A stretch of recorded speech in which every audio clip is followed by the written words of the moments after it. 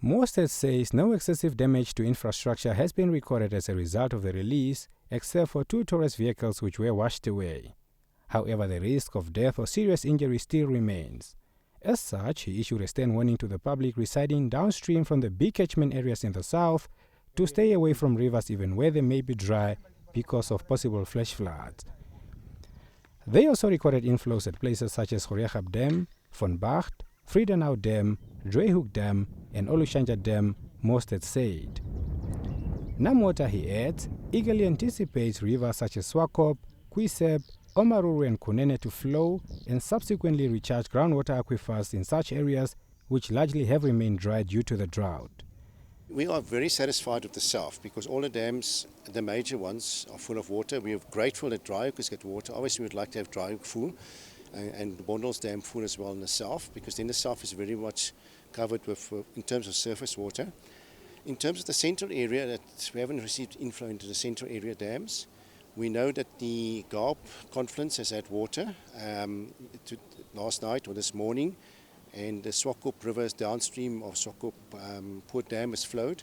So we would desperately like the Swakop River to flow to the ocean. We would love the Kwiesep to go through to recharge the aquifers at Walvis Bay in the Kwiesep Delta.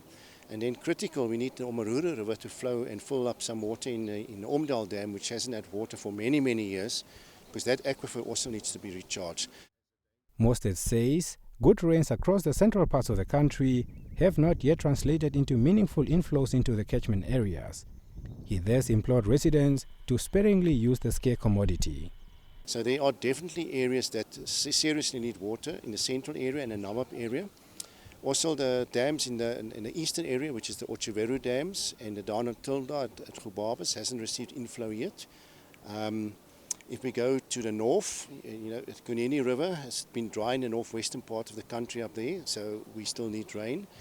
Zambezi we know is doing very well. The Lake Lambezi is getting some water, which is fantastic.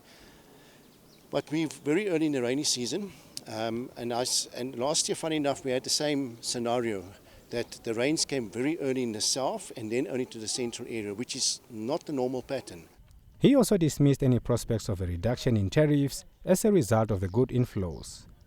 So even if you have a lot of water, it doesn't mean the price must be cheap, because the consumer wants a good quality water to drink, and for that you still need to put a cost into that in terms of man hours, chemicals, electricity, infrastructure, and that is why we're paying for water at the end of the day. So that all depends how we look after our sources. If we can keep our sources clean, if we can use water wisely, then we can optimize cost with it. But if we pollute, then it becomes more expensive to clean the water, and the consumer pays for that at the end of the day. The water utility provides weekly reports on the state of inflows and capacity of all catchment areas. Kaipa Herwekanji, NBC News, Swakop Port Dam.